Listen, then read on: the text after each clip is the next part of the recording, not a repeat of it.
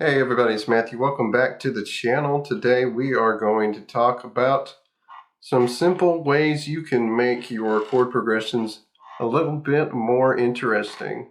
So without further ado, we're going to get right into this. Our tuning for today is going to be standard tuning, of course, because we're just doing some chord things today.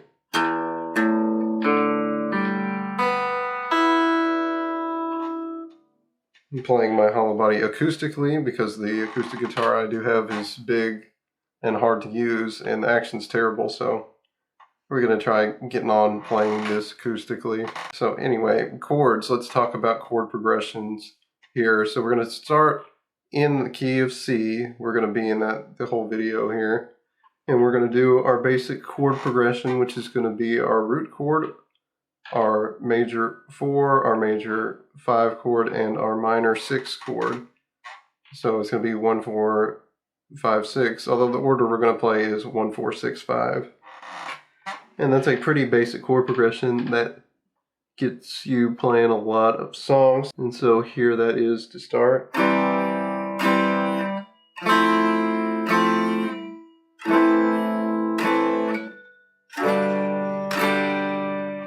And now there are plenty of songs that are written with that basic combination of chords of your root chord, which is a C major chord, your 4 chord, which is an F major. And I play the cheat version here instead of the full thing because I can't do the whole bar. Weak hands, you know. And then your minor 6 here, which is an A minor. And then our major 5, which is a G. And then back to the 1. So the first thing we are going to look at for making this a little bit more interesting is just changing the chord we're using in the progression. So instead of doing something like the 1, 4, 6, 5, we can change that to 1, 6, 2, 5, which is going to change to a minor 2, and that's going to be our addition. So we're going to have a C here, and then go to the minor 6, which is the A minor chord. Go to the minor 2, which is your D minor, and then back to 5. And that minor 2 to the 5 chord is a move that I really like the sound of.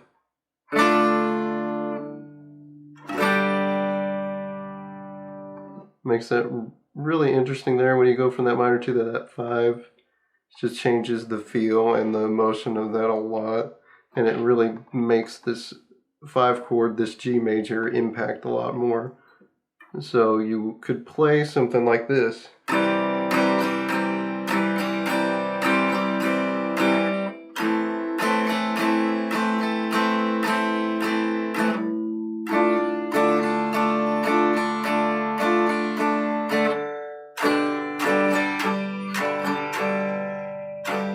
And maybe make sure you're not muting anything like I did there.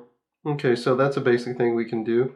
We can go to a different chord here. What if we want to go to the minor 3 chord, which is going to be an E minor here, and change up our chord after that? We can put the 4 chord back in here, or we can change the chord we're using, get rid of the minor 6 and put the minor 2 in, which would be like this.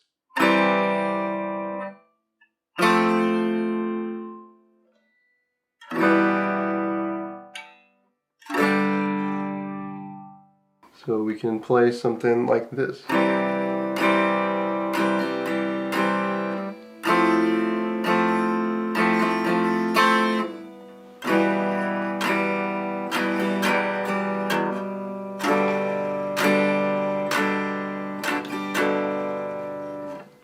Alright, the next thing we're going to talk about is something called substitution, which is where you take a chord from a different key and put it in place of a different one. And one of the simplest things to do there is you can take your minor 3 chord, make it a major chord instead, which would be a regular E chord. And so that would change our progression from earlier to something like... Actually, we're going to change it up a little bit and play the third after the 1 here. So we're going to do this with a C chord, then go to the E,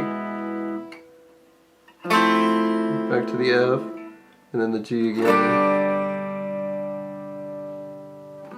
And this movement here is just the major 1 to the major 3 is a pretty common substitution, and you can play a whole song just doing that.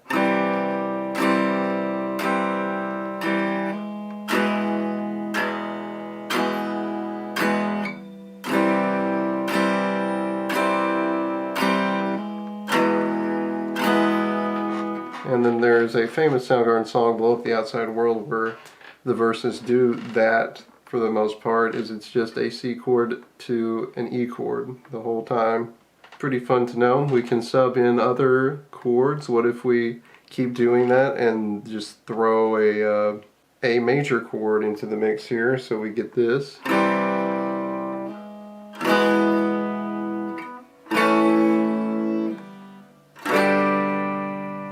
That's pretty crazy, so you might actually want to go back to a minor chord there.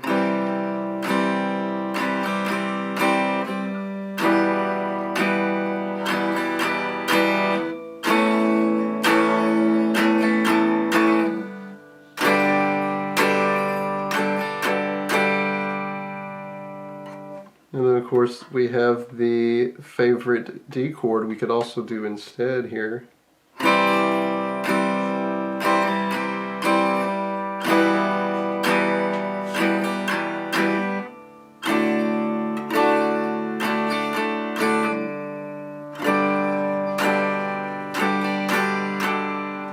And so doing those chord substitutions does technically break the rules, but you don't want to worry about that. We're going for things that sound good and sound cool. It doesn't matter if you throw in a chord that technically doesn't work in the key every now and then. It gives you something fresh and one of those things that can sort of take your ear and make you a bit more interested in what you're hearing. And then our last thing is going to be a pretty simple thing, and that's just adding a note to your chord by changing, you know, where one of your fingers are and removing one and adding a different note. So we would have a C here like this, but instead of that we can add a 4 to that and get rid of that third. So we can take our pinky here and put it on the 3rd fret of the D string, which is going to cover up our usual one here, which is that major 3rd on the 2nd fret of the D string. And we will get this, which is a sus4, because we have added the 4 here. I don't know why it's suspended is the term for that, but it's just the way to think about it is you've gotten rid of this 3rd and you've added the 4th to it. You could also do the same thing with the 2nd note of the chord, which would be you just take completely off here and make this an open string. And let's get that, but we're going to focus on this suspended 4 here. And you can lift on and off this finger while you're playing the chord.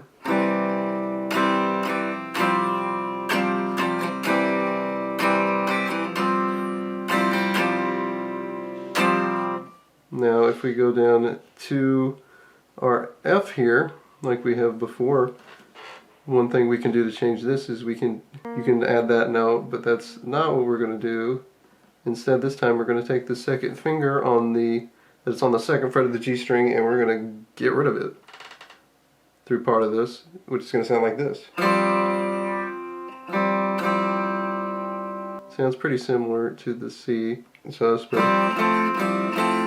but see, we have a different movement though putting this here, because we're getting a note we got before, because it starts with the F, which is obviously the 4th in the key of C. So we get a similar sound to that, but when we go back, very different color there.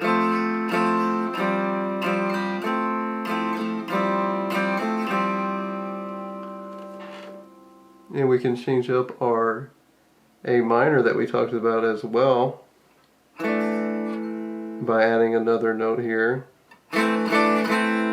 Putting our pinky down on that 3rd fret, which gives us this D note here, which is normally the minor in the key of C, and it is also a 4th of A minor, so you get an A minor sus4 by doing this.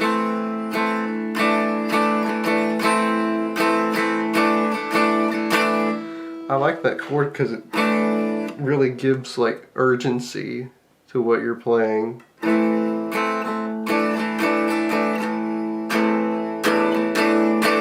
When you do that with the normal A minor, it really jumps out at you when you do that. And then with G here, this one's a bit harder to sub. So your typical thing you might want to do is just lift off your pinky on the G note on your thinnest E string on this 3rd fret here. But you won't hear too well, so you could just get rid of both of these notes.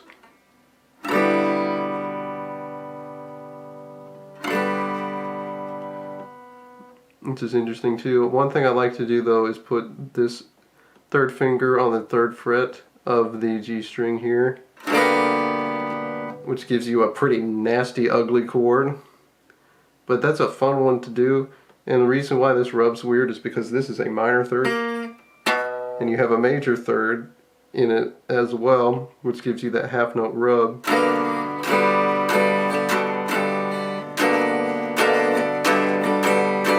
When you use that a little bit though, it still, even though that's a super weird thing to do, that doesn't fit that well together. When you do it sparingly, it makes the chord sound extra cool.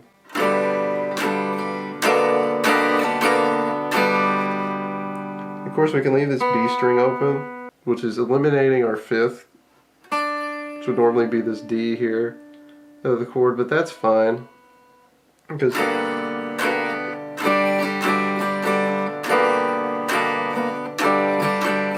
can just jump back to that with your 3rd finger here pretty easily.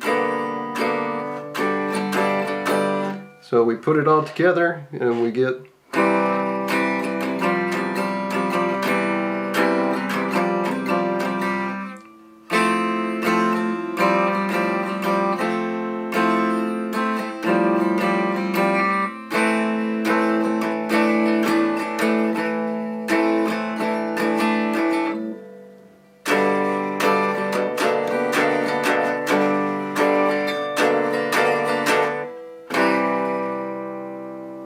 and then back to C there.